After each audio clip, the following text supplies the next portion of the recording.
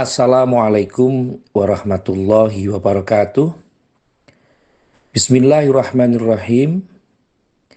Kadang kita merasa yakin bahwa orang-orang di sekitar kita adalah orang yang hebat, orang yang kuat, orang yang tidak patah semangat, dan orang yang pantang mundur terhadap sesuatunya.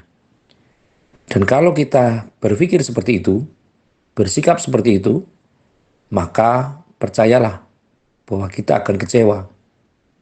Karena kadang-kadang ekspektasi kita itu jauh lebih tinggi daripada fakta yang ada di lapangan. Kenyataan membuktikan bahwa memang mereka akan berpikir dengan cara mereka sendiri, mereka akan melakukan sesuatu dengan cara mereka sendiri, mereka akan melibatkan aktivitas-aktivitas yang mereka lakukan sesuai dengan kemampuan dan kadar kondisinya masing-masing. Ini juga membuktikan bahwa kita memang harus berupaya untuk kontrol diri. Bisa menerima kondisi, self-acceptance, mampu menerima diri sendiri, dan mampu menerima orang lain dalam kehidupan kita. Tidak boleh kita mendiskreditkan orang lain. Kalau mereka sedang dalam kondisi yang pantas, maka kita puji setinggi langit. Tetapi ketika mereka jatuh tersungkur, terjembab, sampai tidak bisa bangun lagi, kita hujat sangat-sangat banyak. Ini tentu perilaku yang sangat tidak bermoral dan sangat tidak baik untuk dilakukan.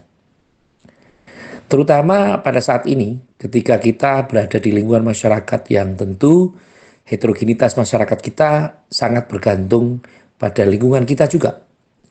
Tidak semua orang sama dengan pemikiran kita, dan tentu juga kita harus berpikir juga bahwa banyak perbedaan-perbedaan yang perlu kita sikapi sama-sama. Anak-anak merupakan satu kondisi yang tentu kita harus sikapi sama-sama, bahwa mereka itu subjek, bukan objek. Mereka itu adalah pelaku sesuatu dan bukan tempat untuk mencurahkan keinginan-keinginan yang oleh orang tuanya atau kita sendiri sebagai orang tua, yang tentu kadang-kadang keinginan kita tidak berdasar. Tidak mendasarkan pada kemampuan, tapi hanya berdasarkan pada kemauan kita. Kemauan kita sebagai orang tua kadang menandaskan, menginginkan anak kita untuk berprestasi, untuk menempatkan pada kondisi yang tepat. Padahal untuk mendapatkan hal ini perlu adanya kecerdasan. Tidak hanya kecerdasan mental, tapi mental juara. Kecerdasan mental sangat dibutuhkan untuk bisa menopang kecerdasan intelektual. Kapasitas ini tentu tidak berlebihan, bahwa anak-anak kita kadang yang tentu saja dibatasi dengan pengetahuan-pengetahuan mereka sendiri, yang tentu dengan gadgetnya kita tidak bisa kontrol lebih dalam.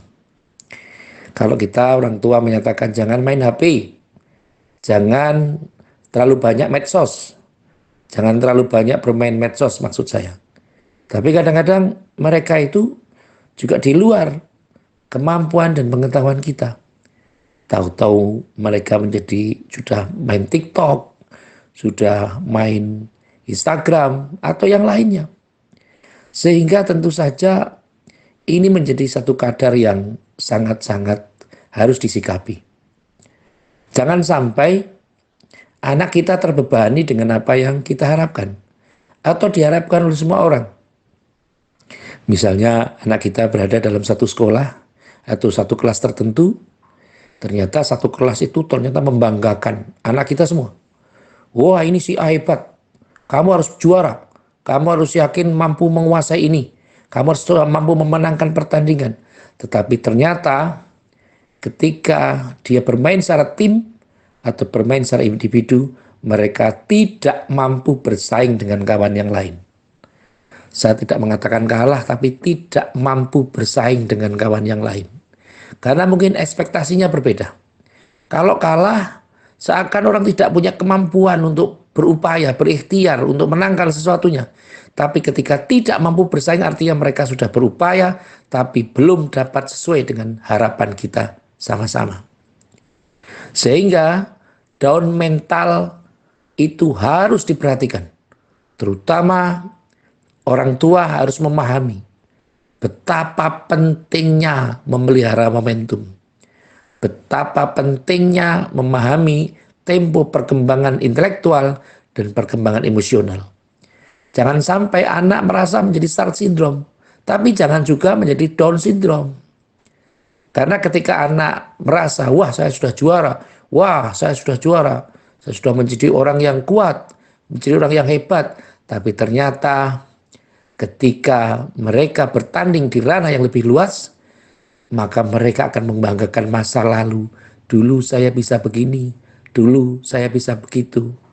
Ternyata sekarang kompetisinya semakin berat. Menjaga kebijaksanaan, pola-pola pikir yang bijak, sikap-sikap yang bijaksana perlu ditanamkan dari sekarang. Perlu ditanamkan dari keluarganya.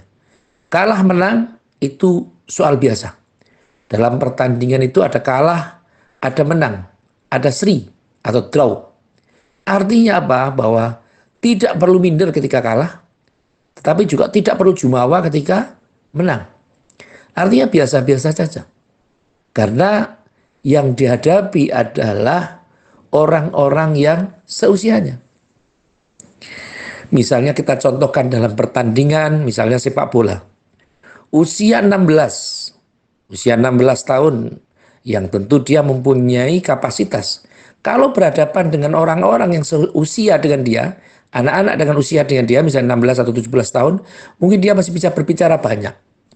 Tetapi bagaimana ketika ekspektasi kita naikkan, oke, karena usia 16 tahun anak kita sudah pinter, berarti kita masukkan dalam usia 20 tahun misalnya. Tentu anak kita akan berkompetisi akan lebih susah. Ketemu dengan orang-orang yang jauh mempunyai power, jauh mempunyai teknik yang mumpuni, jauh mempunyai kondisi yang sangat lebih luar biasa. Sehingga yang tadinya di usia 16 tahun mereka menjadi bintang, akhirnya dalam usia yang 20 tahun dibersamakan dengan itu, mereka akan menjadi bulan-bulanan, akan hancur kepribadiannya. Pertimbangannya apa? Karena mereka dihadapkan pada pola-pola yang sebenarnya di luar kemampuannya.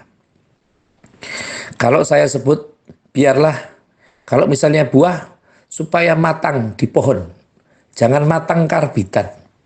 Sehingga tentu saja ketika matang di pohon, dia akan bisa mempunyai proses yang mendasar. Kalau misalnya 16 tahun, ya ke 17 tahun, nanti berikutnya ke 18 atau ke 19, ke 20 atau 23 atau yang lainnya. Ada era berjenjang, ada pembinaan berkelanjutan dan berjenjang. Termasuk juga dalam pendidikan. Dalam pendidikan kadang-kadang orang dibebankan pada ekspektasi. Kamu harus punya prestasi ya, agar punya nanti bisa mendapatkan beasiswa, bisa mendapatkan penghargaan, bisa mendapatkan ranking yang tinggi, bisa mendapatkan sekolah-sekolah yang lebih bagus. Kalau secara sederhana, sebenarnya itu biasa-biasa saja. Tetapi, kalau dicermati secara real, itu akan membebani anak. Karena anak akan merasa, waduh ini gimana ya kalau nanti saya tidak bisa. Bagaimana ya kalau nanti saya tidak mampu? Wah, bagaimana ya kalau nilai saya kurang? Dan seterusnya, dan seterusnya. Nah, kalimat bagaimana itu akan bisa menumbuhkan down mental. Mental mereka akan jatuh ketika tidak sesuai dengan ekspektasi dari orang-orang di sekitarnya. Maka yang paling penting saat ini adalah ketika kita mempunyai anak yang usia sekolah. Baik itu PAUD, TK, SD, SMP, SMU atau dalam tataran perkuliahan. Jangan kita jadikan anak kita sebagai objek untuk dapat memuaskan keinginan-keinginan kita.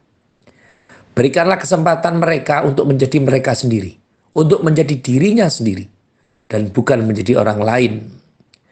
Kemampuan-kemampuan dalam mengatur diri, kemampuan-kemampuan dalam mengambil keputusan, kemampuan-kemampuan dalam mengambil kebijakan, mensikapi sesuatu masalah, memutuskan atau memecahkan sebuah persoalan, Itu tata cara yang logis yang harus dimiliki oleh mereka.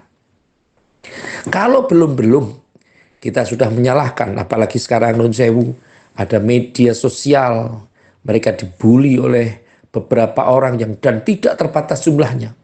Mungkin di instastory statusnya ada kondisi-kondisi yang seperti apa. Mereka dibully oleh teman-temannya, bukan orang-orang tua yang tidak puas dengan apa yang dicapainya. Ini akan sangat memberikan pengaruh negatif terhadap mentalitas anak.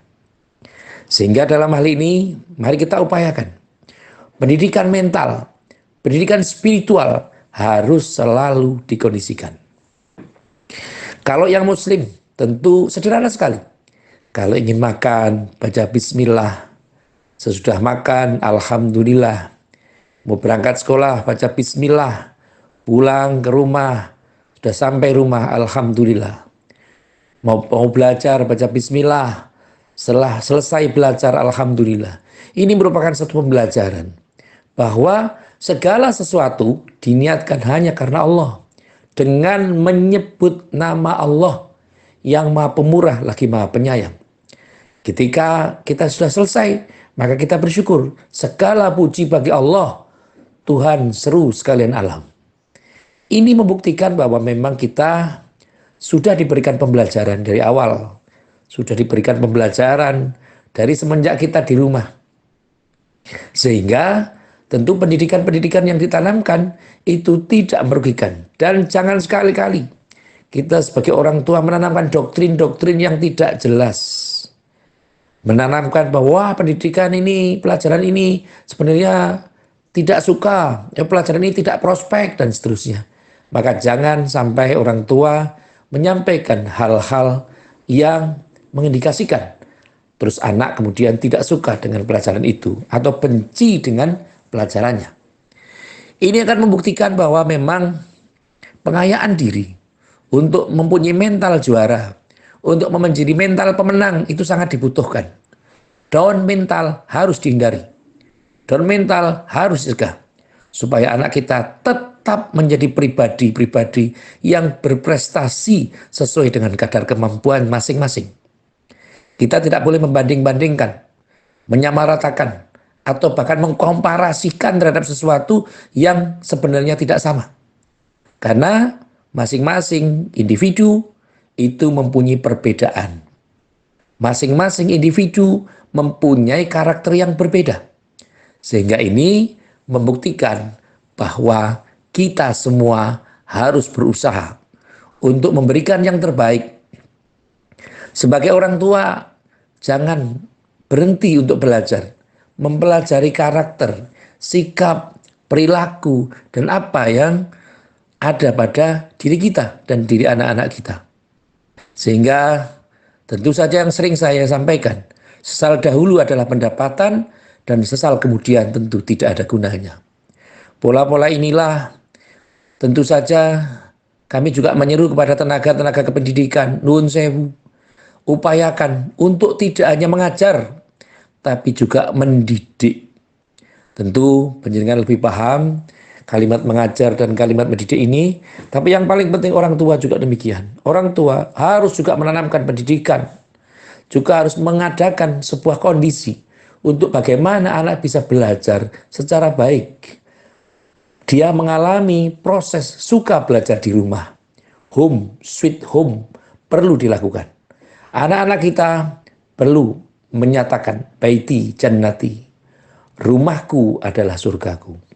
Kalau mungkin anak kita membutuhkan fasilitas yang mungkin di luar kemampuan kita, berikan pengertian pada mereka bahwa mungkin saat ini belum bisa diwujudkan, tetapi mungkin bulan depan atau setengah tahun lagi atau 4 bulan lagi atau 1 tahun lagi, atau nanti kalau sudah ada rezeki, mudah-mudahan bisa kita dapatkan. Tetapi mereka tidak boleh diberikan sebuah angan-angan yang tentu angan-angan itu tidak mendasar. Dan nantinya anak akan terjebak pada pola keinginan-keinginan. Maka yang paling penting saat ini, hindari Down syndrome. Hindari bulian pada anak, usia berapapun. Jadikan mereka sebagai permata kita. sebagai generasi emas kita yang akan melanjutkan ibadah kita kepada Allah Subhanahu wa Ta'ala di dalam tataran yang manapun dan bagaimanapun situasinya.